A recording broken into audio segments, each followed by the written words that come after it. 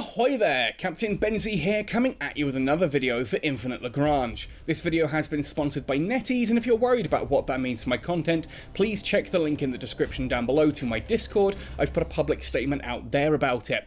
Today's video is another episode of the Blueprint Breakdown series, where we go over different ship hulls and have a look at their blueprints in depth, looking at the different variations, how they work, and why you might want to include them in a fleet, depending obviously on what kind of composition you're looking for and what other ships you have available.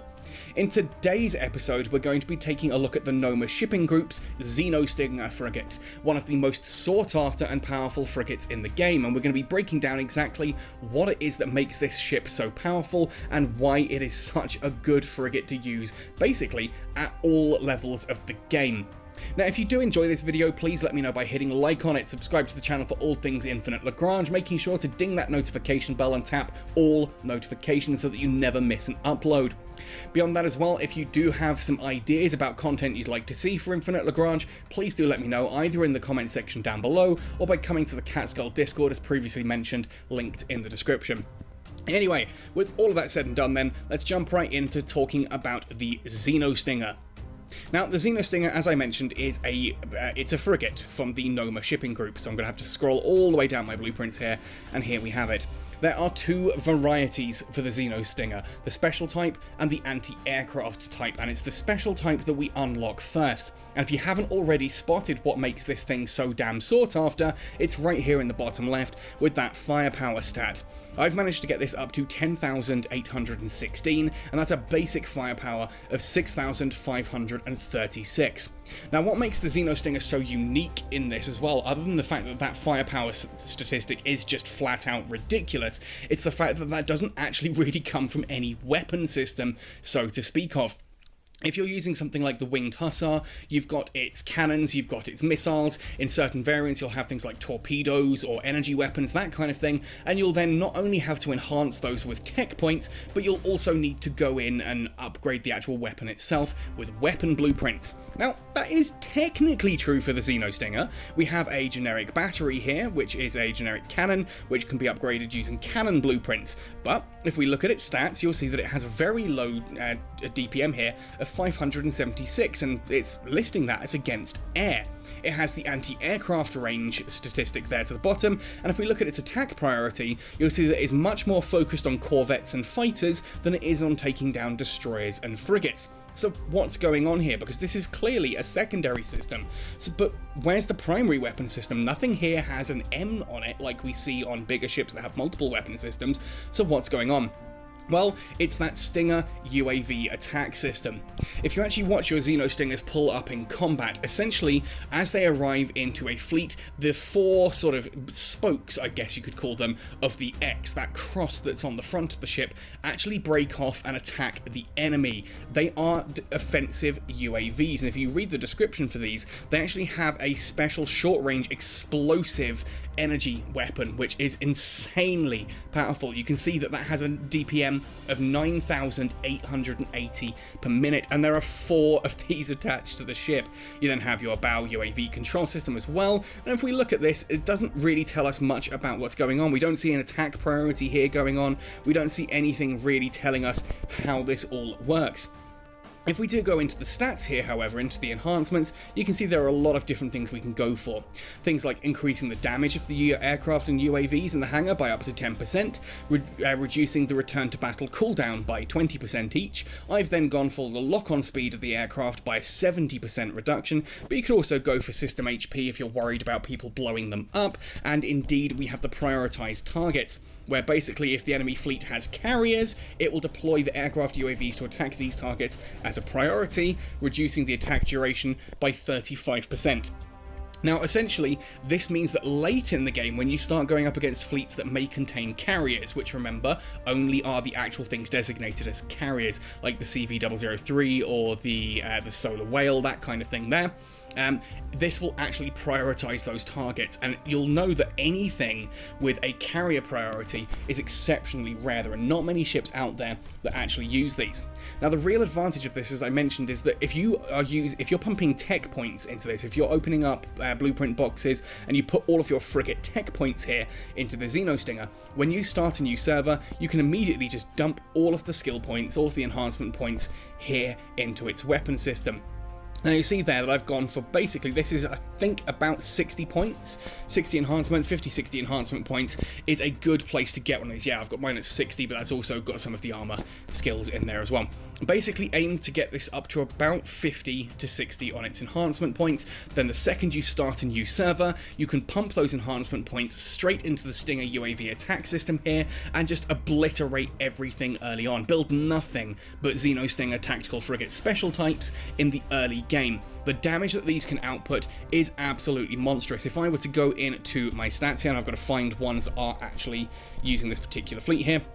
If we go into the battle stats on this particular thing, you'll see that at the top of the list here are my 10 XenoStingers with 101,000. Of this entire fleet, my XenoStingers did a third of the damage. That's with the Quawa torpedo type in there as well at 63.39 at 51 enhancement points. That's a fully upgraded torpedo system on the Quawa there, and just nothing really comes close. And if I were to go further back in history and actually have a look for some of these elsewhere, you'll see that they do just constantly outstrip the damage of everything else in the fleet, no matter what target they're up against. Early on in the game, I had a fleet of literally 10 XenoStingers flying around, and they were just obliterating everything. And as you start to get some of the higher level privateers, all you then do is add in a support ship. Now for me, that was the Noma M470 support type, another of the Noma shipping group ships. Again, we'll cover this in a future video and a future blueprint breakdown, because I've got all three of these as well and I do want to cover those. But that fleet will absolutely obliterate anything that it comes up against early on, and then you just literally start adding tank and other things to support the XenoStingers. Build XenoStinger special types early on, and then just expand your fleet out around them. Now, of course, that would be I would be remiss if I just stopped there and said the special type is, you know, the be-all and end-all of the XenoStinger. And in fairness, it kind of is. This thing will go after anything. It will rip apart enemy ships with, you know, no questions asked. And they're actually astonishingly tanky as well. 11,580 though. The basic is 9,650, which for a frigate is not bad at all. That's one of the Noma shipping group's signatures, that their ships do tend to have a little bit higher HP than some of the competition. There is, however, a second type of XenoStinger, the anti-aircraft defensive frigate.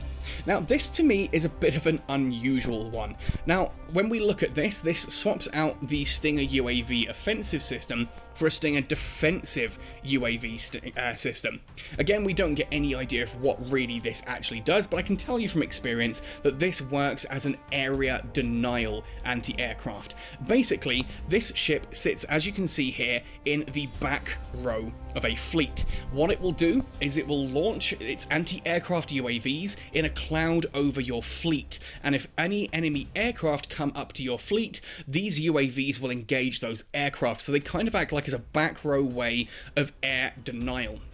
Being back row means that they essentially are very hard to kill, because you need to have frigate priority, aiming at the back row and having killed everything in the front and medium rows as well makes them nice and survivable. All you need to do is put something like a Carillion special in the front there, just, you know, tank for these for a little bit of time. Now, if we were to actually have a look at the Stinger upgrades as well, it has this one on the right hand side here, prioritize targets. For 18 enhancement points, when the enemy fleet includes corvettes, it deploys its aircraft UAVs to attack these targets as a priority and reduces attack duration by 45%. This means as you get later into the game and people start bringing out some of the bigger ships, like I'm running Jaegers with the cellular defenders and things like that, and especially once you reach the carrier stage of the game where people are bringing those CVs and those solar whales with corvettes, with aircraft, then having some XenoStinger defensive types there with that can really help. Now, actually, later in a server, one of the things I do like to do is to build the XenoStinger defensive frigate, a fleet of 10 of them, and the special type 10 of those. I give the special type the enhancement that allows it to prioritize carriers, and I give the anti-aircraft type the corvette denial, and you just basically go anti-aircraft hunting with these two frigates. And it's an insane amount of damage. And again, you can see here, I've not upgraded any of this at all. None of its other things are here. But again, I do recommend going for those return to battle cooldowns and the damages. Even then, its basic air defense is 3,576 DPM. That's basic, that's before upgrade. And remember, you don't need to put a weapon enhancement here either. It's just insane. Ultimately, that's the big thing about the XenoStinger. You don't need to worry about using weapons to weapon blueprints to upgrade its main weapons. You just pump the enhancement points in and just send these things out. Now, the anti-aircraft type, to me, I honestly don't tend to use this all that much. I've done those fleets, as I said, the anti-carrier fleets, which are great fun. But for me, if you have something like, for example, the Winged Hussar area denial, or some of the other more popular of the anti-aircraft ships out there, then they will do better than the XenoStinger defensive frigate does, often for fewer command points as well. I do love this ship. It is a great anti-aircraft ship if that's what you're looking for. I just think there are ones that are out there better and aren't going to take your enhancement points away from the special type. That to me is the issue here, that if you want to be enhancing this anti-aircraft type, then those are enhancement points you could be pumping into the special type. So it kind of feels like you're splitting your focus. I don't know. I think it's still an excellent option though. If it's the only anti-aircraft you have, it is going to do absolutely exceptionally. That said, I find the Mare Tranquillitatis anti-air does just that little bit better. The Mare Nubium, its anti-air is just insane. Again, that's another one we will cover fairly soon as well. I think that if you are looking for dedicated anti-air, then if you've got other options, go for those primarily, but the XenoStinger defensive anti-aircraft will do that job very nicely.